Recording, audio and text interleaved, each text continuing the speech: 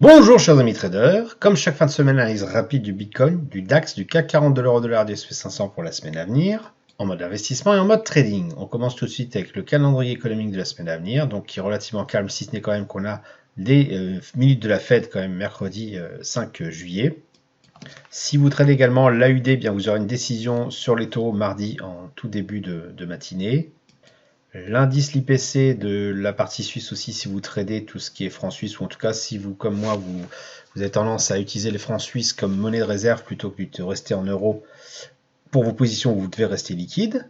Pour le reste, ça devrait être quand même relativement assez calme. On se méfie toujours du discours de notre camarade président Lagarde, qui peut toujours aussi faire changer les choses, surtout le vendredi en fin de journée, en fin d'après-midi. On peut toujours se méfier d'un éventuel retour de flamme. Allez, on commence tout de suite avec le Bitcoin exprimé en euros. Alors vous allez voir que de toute façon, pour l'ensemble des titres qu'on a l'habitude d'analyser ensemble, en fait, il ne va pas se passer grand-chose, c'est vraiment rien passé du tout. Je pense qu'on arrive dans tout ce qui est une zone d'été où il faut plus se reposer finalement que rester collé son nez devant les écrans. Bon, on fait quand même la dernière pour marquer le coup, hein. On est le 1er juillet aujourd'hui. On voit que le Bitcoin donc n'a strictement rien fait par rapport à la semaine dernière, hein. Si je m'amuse à zoomer en unité de temps journalière, bien voilà, on est en mode zombie, il ne se passe vraiment plus rien du tout, les volumes sont plus ou moins rachitiques.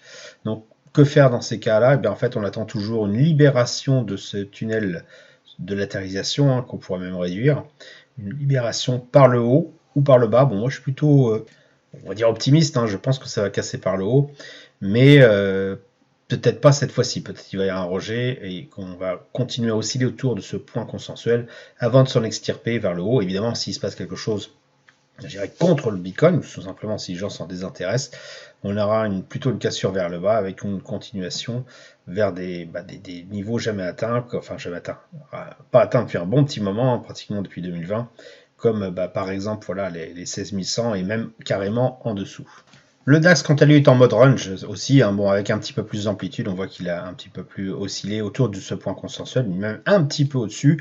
Si on regarde l'unité de temps un peu plus rapide en journalier, on voit effectivement voilà, bon, on a une oscillation, une correction vers le bas avant de se réextirper de voilà, de ce point consensuel qui d'ailleurs, au passage, s'est déplacé légèrement vers le haut.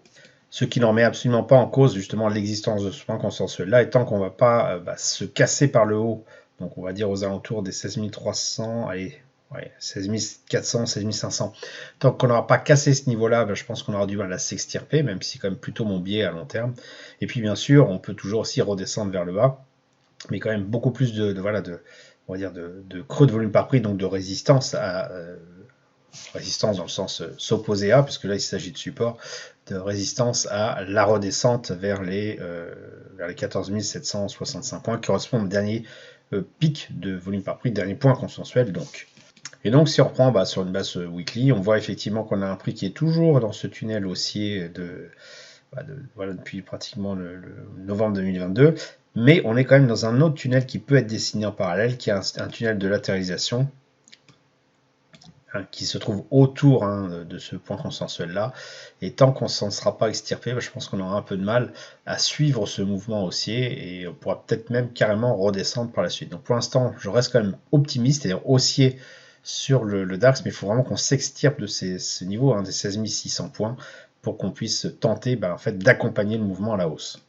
Concernant le CAC, c'est à peu près la même chose, on retrouve le même phénomène avec un petit peu moins de patates, hein, c'est-à-dire qu'on retrouve ce tunnel de latéralisation avec un point consensuel beaucoup plus faiblard que ce qu'on a sur le DAX, et on est toujours certes dans un tunnel haussier, mais là on voit bien qu'on est en train de latéraliser depuis un petit moment, presque un mois maintenant, et si on regarde l'unité de temps voilà, journalier, on voit effectivement qu'on est autour de ce point consensuel là, en train de latéraliser, et à l'instar du DAX, tant qu'on n'aura pas cassé, on va dire les 7500 points, eh bien, on ne pourra pas espérer pouvoir continuer d'accompagner de manière sereine le mouvement haussier que l'on connaît sur le CAC 40 depuis quelques mois maintenant. Concernant l'euro-dollar, on est toujours dans cette perspective de tunnel haussier. On a la semaine dernière une petite correction dans une remontée, mais voilà, il ne faut pas confondre les oscillations avec les vibrations. Et là, en fait, on est à peu près au même niveau que la semaine dernière, très légèrement en hausse par rapport au niveau de la semaine dernière. Donc si on regarde bien en journalier, on voit effectivement que on s'inscrit toujours dans ce tunnel-là. On est revenu le flirter avec le bas de ce niveau-là, mais il n'y a aucune invalidation de ce scénario haussier, donc je parle depuis quelques temps ici. Pour vraiment qu'il y ait une invalidation, il faudrait que le RSI casse la zone des 50, revienne dessus et rebondisse vers le bas. On en est loin, hein, pour l'instant, on est plutôt en train de rebondir, d'ailleurs le RSI est en train de rebondir sur les 50 vers le haut, donc c'est quand même plutôt haussier. Et donc bah, voilà, il ne faut pas non plus, comme je disais, confondre les vibrations avec les oscillations. Et là, on a plutôt à faire une vibration, donc moi je pense plutôt que ça va continuer à monter, sauf bien sûr cas annonce particulière qui fait géopolitique ou autre, qui fait que la donne change et que les gens prennent peur pour rapatrier leur argent vers autre chose que ce qu'ils ont fait actuellement, ce qui pourrait changer bien sûr la philosophie, la physionomie plutôt de la courbe. Enfin, le SP500, lui, toujours en mode satellisation, on est toujours en train de monter. On est en train d'arriver sur un point consensuel ici, hein, voilà, les 4500, 4516. On arrive dessus. Donc, il y a fort à parier que le prix reste un petit moment dessus avant de repartir soit à la hausse, soit de corriger vers le bas. Donc, pour l'instant, pas grand-chose à faire, hein. On surveille quand même si on voit vraiment que le prix continue à monter sérieusement et dépasse ce niveau-là qui est assez conséquent, des 4680. Eh bien, on pourra à nouveau remboîter le pas et viser un retour vers un niveau encore plus haut. Quoique là, on est vraiment sur des niveaux les plus hauts possibles, hein. Et après, ça sera complètement l'inconnu. En revanche, si bien sûr le prix reste stagne comme ça et redescend, il y a fort à parier qu'on se reprenne l'ancien point consensuel à 4150. Donc on n'en est pas là, et je pense que voilà, avec les semaines à venir et l'été qui va arriver, à moins d'une nouvelle fracassante au niveau géopolitique ou autre, eh bien on va certainement osciller de part et d'autre de ces niveaux des 4522. Donc pour l'instant, on reste en surveillance, mais il n'y a pas grand chose d'autre à faire sur le SP500. Et enfin, pour récompenser ceux qui m'écoutent, je sais qu'il y en a qui écoutent jusqu'au bout, je vous propose, si vous m'envoyez via le formulaire de contact avec Grandir avec le trading, hein, dans la partie contact, un petit coucou, eh bien, je vous propose donc de vous retourner à un bon de réduction de 40% sur l'ensemble des formations qu'il y a sur le blog, hein, donc sur le site, la partie boutique. Voilà, vous avez toutes les formations ici.